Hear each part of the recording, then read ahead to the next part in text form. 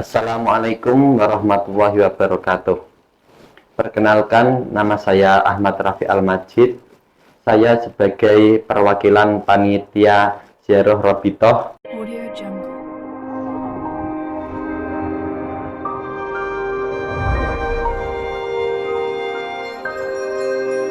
Audio Jungle. Yang akan menjelaskan biografi Syekh Maulana Ishaq.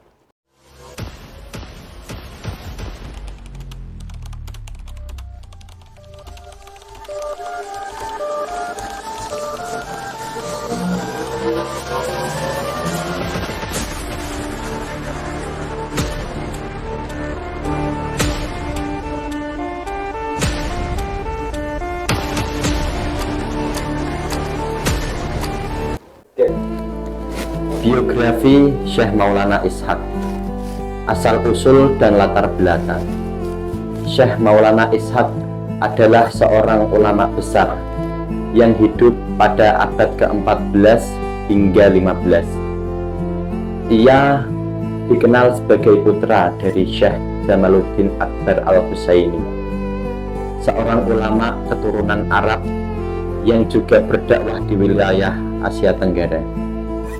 Syekh Jamaluddin adalah ayah dari dua ulama besar, yaitu Syekh Maulana Malik Ibrahim yang biasa disebut dengan Sunan Gresik dan Syekh Maulana Ishaq.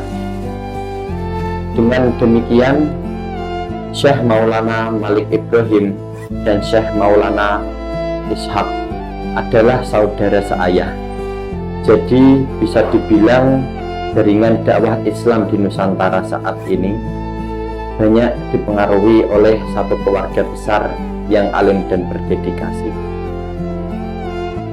Perjalanan dakwah Syekh Maulana Ishaq. Setelah tumbuh dan menuntut ilmu, Syekh Maulana Ishaq datang ke Samudra Pasai, yaitu kerajaan Islam di Aceh yang saat itu menjadi pusat keilmuan dan dakwah Islam di Nusantara.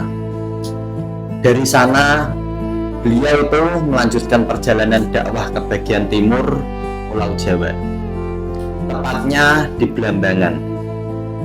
Saat itu Blambangan masih merupakan kerajaan Hindu dan Buddha yang kuat. Perjuangan Syekh Maulana Ishaq di Blambangan. Di Blambangan, Syekh Maulana Ishaq berdakwah secara damai dan bijak. Beliau dikenal sebagai tabib atau yang sering disebut dengan ahli pengobatan, dan juga seorang guru agama yang sabar. Karena keahliannya dan akhlaknya yang mulia, ia mendapatkan perhatian dari masyarakat dan bahkan raja di Blambangan. Ketika putri Raja Blambangan yang bernama Dewi Sekardadu jatuh sakit, Syekh Maulana Ishaq berhasil mengobatinya. Sebagai bentuk terima kasih, Raja menikahkan Dewi Sekardadu dengan Syekh Maulana Ishaq.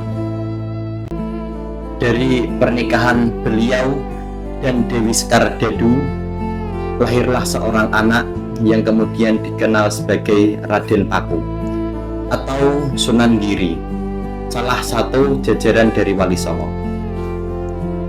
Namun, para pendeta dan bangsawan istana yang non-Islam merasa terganggu dengan kedekatan Syekh Maulana Ishaq pada keluarga kerajaan.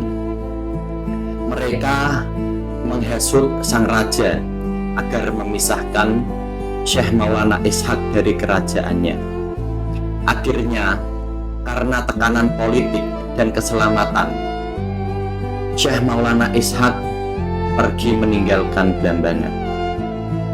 Syekh Maulana Ishaq wafat sekitar tahun 1463 Masehi dan dimakamkan di daerah Kemantren, Paciran, Lamongan.